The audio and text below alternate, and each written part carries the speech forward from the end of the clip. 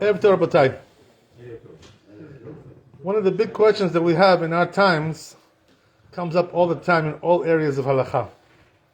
The question is, somebody who's mechalel Shabbat, a Jew who doesn't keep Shabbat, and also he breaks Shabbat in public, befarhesia, in front of the people. Is he considered to be a kosher Jew, not kosher, Jewish, not Jewish, goy? What is he? What kind of what kind of bria is this guy? You know, what does he represent for us? What is the meaning of it? So let's talk a little bit about this.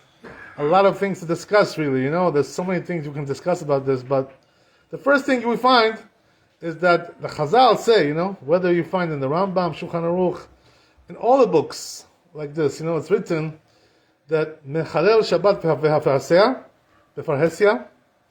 if it's mechalel Shabbat in public, and also same thing, somebody who does avodah zarah, you know, who's mumar, became Christian, you know, something like this, right? Avodah zarah, you know, same thing. Both them, whether it's this or that, they say, you know, who kimo goy lechol davar, it's like a goy in every way. That's what it says in the Shulchan Aruch. 2 times you see in Ibn Ezra, Yoredea, brought down in several places. So what does this mean? It says in the Shulchan Aruch that a goy who doesn't keep Shabbat, if he writes, you know, let's say a get, right? Let's say he does sofrut, you know, he writes a get, you know, to divorce his wife, whatever. Not kosher the get, not kasher. Why? Because he's like a goy. His get is not kosher, right?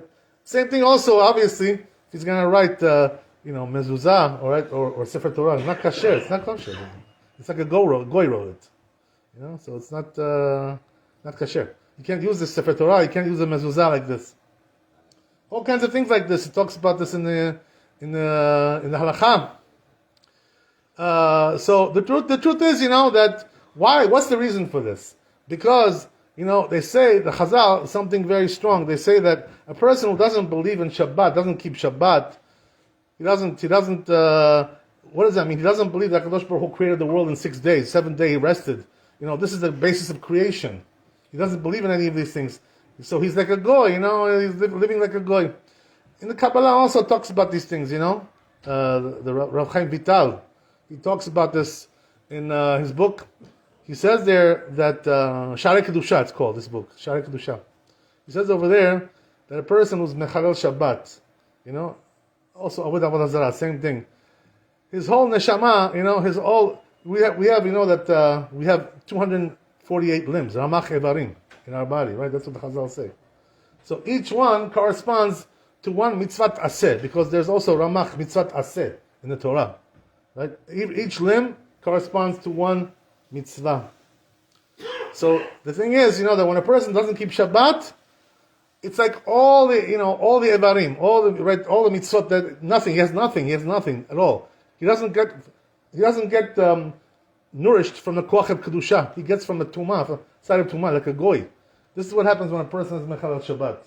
So he doesn't have any kedusha in his body. He's, you know, and according to Mekubalim, by the way, you should know that a person who doesn't have kedusha in his body, he's living off the tumah, you know, which is like he's dead, you know, like he's met. You know, he doesn't have a life from kedusha. His life is coming from tumah. It's a very dangerous thing. Okay, this we understand, right? There's a lot of things you can talk about when it comes to these things. And also, same thing with avodah zarah, right? Person who does avodah zarah, that means he denies the whole Torah, right? He doesn't believe in HaKadosh Baruch Hu. He doesn't believe, right, in the oneness of Hashem. So everything that he does is like a goy. Whatever he does is like a goy. He doesn't believe in. It's like he denies Hashem, denies the whole Torah when he does avodah zarah. Doesn't he think he's a lost child? Huh? Yeah. So we have to talk about that. You know, we got to get into that. And then when he passes away, what cemetery are we going to bury him? This is a good question. Yeah, you're right. Good question. It's a very good question. We have to talk about these things. Let's get into it, right? So now this is the one side. Yeah, I'm sorry. Pirkei Avot says every Jew has a place. Kol Yisrael yev shalem chelek l'olam haba. So what's the problem? What's the question, right? Okay, so very good. So let's talk about this, right? The thing is like this. On the other side, right, we have also many poskim who have written about this, that nowadays it's different, not what it used to be before. So the Chazon Ish talks about this, you know. Chazon Ish was one of the big chachamim of this generation. He passed away a long time ago, really, you know. He passed away like after World War II, you know, something like that, in the 50s. You know, a long time ago, 70 years ago he passed away. But he was big chacham, you know, he was a big gaon. And he writes that he says the Mechalel Shabbat that we have in our times, the ones who are breaking Shabbat, he says, like, they're Tinok Shenishba. They don't really know what Shabbat means. They don't know what what it's all about. Nobody ever taught them. The thing is like this, that there's a difference, by the way. What he's talking about is the children of the Mechalel Shabbat, not the Mechalel Shabbat. What's the difference between the children and the Mechalel Shabbat? The Mechalel Shabbat, that means that he grew up in a religious family, and they sent him to yeshiva, he became a kofer, and he started to break Shabbat. This is very bad. He's like a kofer. But what about his children? His children were raised by this guy, who's kofer, So they don't know nothing about Shabbat. They don't know nothing about Kedusha. They don't know anything about these things. They're raised in a bad family, So therefore, the children of the ones who started to be Mechalel Shabbat, those people, they're considered to be Tinok Shenishba. Not the one who himself became Mechalel Shabbat. There's a difference between this and that. It's not the same thing. So, what does that mean? That most of the people today who are breaking Shabbat, they are the children of the ones who were breaking Shabbat. They're not the ones who started to break Shabbat themselves. Right? So therefore, the Tinok Shenishba. So therefore, it says the Chazon Ish, and there's many other poskim who write this, by the way. Bnei Tzion, and many others, right, who write about these things. They say that therefore, they're considered to be Tinok Shenishba, and therefore, they don't have the din of, that he's like a goy. You can't judge him like that, because they don't know what they're doing, Now, here's the thing, right? You're going to come and ask me a question. So, rebuke him, give him tochacha, tell him, listen, my friend, you're breaking Shabbat. Okay, now he knows, that's it, right? Now he's mezid. That's it, right? What about that? Tell him, okay, stop driving to shul on Shabbat. What are you doing driving every day to Shabbat to shul on Shabbat? Why you do this? He doesn't listen to you, right? So says the Chazon Ish, it's not like that. You know why? Because we don't know how to rebuke them properly. It says already, a long time ago, the Chazal said, right? That we have a mitzvah to rebuke, other people when they're doing a sin. But we don't know how to do it so good. We're not so good at it. So because of that, since we don't know how to do it, it's like we didn't rebuke them. That's what he says. Chazon Ish. So therefore, according to that, right, you see that there's room, to be lenient with these people in many, many, many things. First of all, the Chazon Ish says, right, you have to mekar them, you have to love them, these people. Don't hate them. The truth is, according to Talmud, Masechet Pesachim, Rasha, you're supposed to hate the Rasha. You're supposed to hate him. You shouldn't love him. The Rasha. But this guy is not considered to be Rasha. Why? Because he doesn't know what he's doing. He grew up in a bad family, So a person like this, we can't call him really Rasha. He's Tinok Shenishba, something else. So therefore, somebody like this, it's a mitzvah to love him and to bring him close to Hashem. And even the Rambam says this, in the Igeret Hashmad, that he wrote, to the Bnei Teman, from the Temanim. He writes over there that we have to mekar these people, the ones who are Mechalel Shabbat, bring them close to Hashem, and don't be so quick to judge them. Why? Because, they're Tinokot Shenishbu. The Rambam says this himself, So you see from there, right, that there's definitely a basis for us, but now, okay, fine, we have two sides, that's the thing, One side says he's a goy. The other one says, you should have to love this guy. Very good. But, this job, what you just saying, a lot of time when kids go to Shabbatons, where they redo. A lot of them come back after a while, they become religious. They see. Yeah, it's true. Now, remind me what's your questions again, right? I want to answer your questions now. No, okay. There were three questions you asked me. Right. Please remind me now. If you're dead, where are you gonna bury? Right. So the rule is like this. When it comes to burial, there's always a rule like this. Always. Tzaddik, you should bury next to Tzaddik, and Rasha next to Rasha. Don't bury Tzaddik and Rasha together. Asur to do this.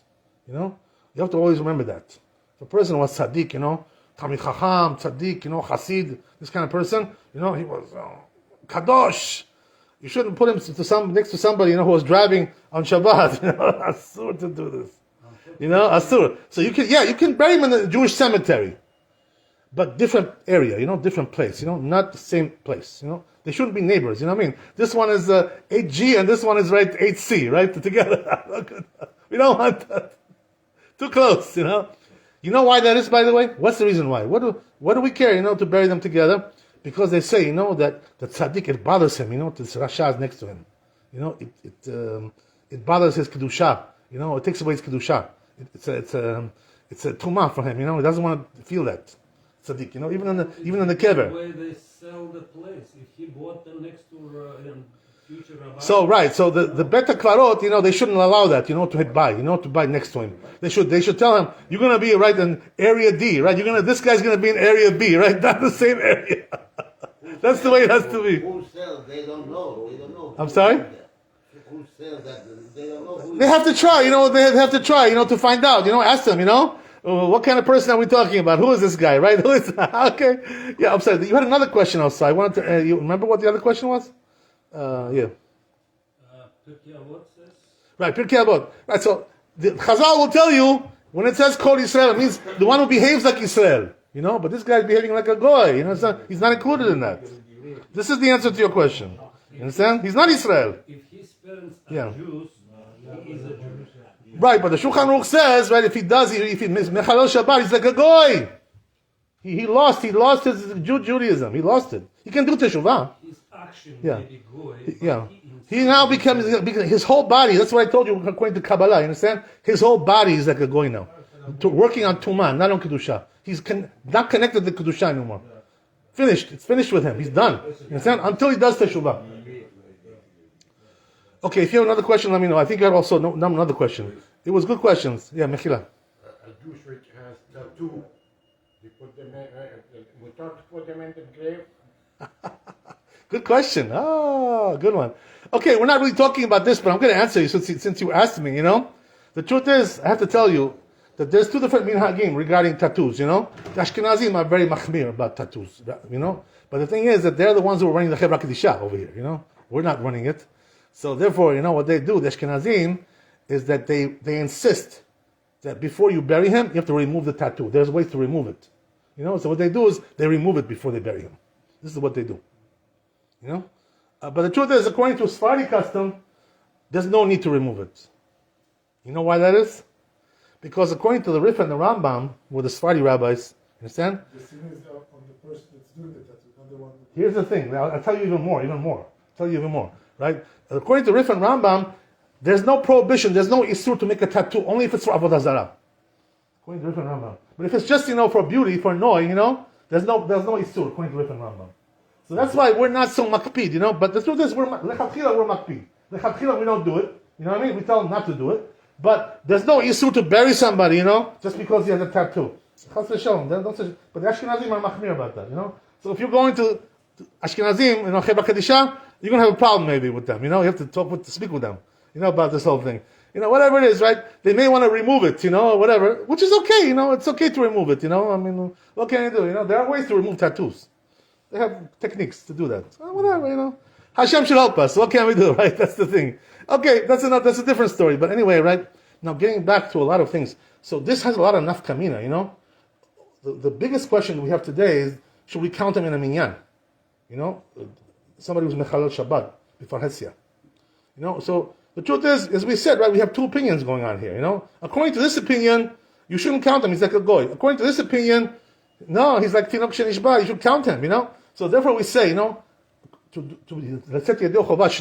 do like both of them. What we say? Lechatchila, don't count somebody, who's Mechalel Shabbat the minyan. But if you have no choice, he's Asiri, right? He's the 10th. We can count him, There's no other choice. We can count him. B'diavad. Understand? B'diavad we count. Also, there are many places where in America, and many poskim speak about this, there's only Mechalel Shabbat over there. There's no Shomer Shabbat. In many places in America. So the only way they can do a minyan over there is Mechalel Shabbat. So they should do it. They should do minyan Mechalel Shabbat. They have permission to do that according to poskim. There's no question about that. It's written in Yebi Omer, it's written in Yalkut Yosef, it's written in all the books, there are many books that speak about this. If there's no choice, we can count them. But if there is a choice, try not to count them, because we have to be choshesh also. To this opinion, it says he's like a goy, So you're taking out Sefer Torah, and according to this opinion, you're doing bracha l'batala, that you can't even say bracha on this guy, you know what I mean? Another question is, do we bring him up to the Sefer Torah, right? So here also, pretty much, today we have no choice, because if we don't let them go up, they're going to leave the shul and never come back again. They're going to get angry, They're going to leave the community. They're going to make their own community, some, reform, synagogue. So this is the reason why we don't want that, so therefore we allow them to go up. But there are rules about this. When Mechalel Shabbat goes up, you're supposed to do, right? Say the bracha together with him, like this, right? And, in other words, don't let him be. And also they say, don't count him in the minyan of 7 people. Do another one. You know that, right? You're supposed to do another one because he doesn't really count in the minyan, the chatchila, So we do, right, 7 plus 1, right? This guy, right? So we do 8. That's what we do, in order to solve this problem. There's all kinds of things. Another thing is, what about, right, the issue of avelut, right? This is a big issue, According to this halakha, we're saying he's like a goy, so we don't do avelut on a goy, So you're not supposed to do avelut. If your lo alenu, if your father was Mechalel Shabbat b'Farisia, you're not supposed to do avelut on him. Patur, But there are some poskim who say, like Rav Yaakov Kamenetsky, who was alive here in Monsey. He was here in Brooklyn, Torah V'dat, and then he moved to Monsey. He was big chacham over here in America. He says that today we should do it, avelut on Mechalel Shabbat. Why? Because they're the tinok shel ishba, as we said, And if we tell people not to do it, the relatives are going to say, "What? What are you talking about? You tell me not to do avelut on my father? He's going to make him crazy. He's going to think he's going to go nuts like this. He cannot do. And also brings them close to Hashem. To do avelut. Brings them close to halakha. They hear some divrei Torah. They hear some things halachot. They do some minhagim. So it brings them close to Torah. Sometimes they become bali tshuva because of this. Because of avelut. Lo aleinu. This is what happens. So again, right, same thing. We try to go like little here, little there. Depends on the situation. But when it comes to things which are important, very, very gravni, very chashuv things, like writing a get has to be kosher, So for sure, Mechalel Shabbat, right? Don't let right, Mechalel Shabbat write a get. Things which are very important. It's going to cause people to sin. Lo aleinu, right? This way we don't want. So things like this we don't allow them, So sometimes we allow them if there's no choice. Sometimes we say not this one, this one. Right? Sit it out, Let somebody else do it, right? This is not for you. ברוך ה' לעולם, אמן אמן. רבי חנניה כשומר, רצה הקדוש ברוך הוא לזכות ישראל, לפיכך חיבר להם תורה ומצוות שנתנו לחפץ, למען צדקו יגדיל תורה וידיר.